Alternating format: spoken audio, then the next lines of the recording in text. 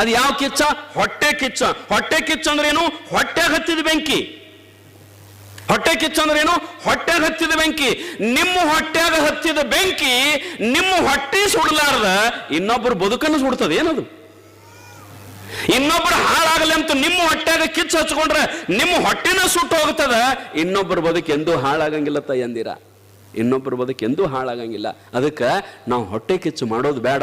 ಏನಂತಂದ್ರ ಅವ ಹೆಂಗ ಬೆಳೆದಾನಲ್ಲ, ನಮ್ಮೂರಾಗ ಅವ ಹೆಂಗ ಬೆಳೆದಲ್ಲ, 2 ಮಜಲ್ ಮನಿ ಕಟ್ಟ್ಯಾನ, 50 ಲಕ್ಷ ರೂಪಾಯಿ ಕಾರ್ಗಡೆ ತಂದಾನ.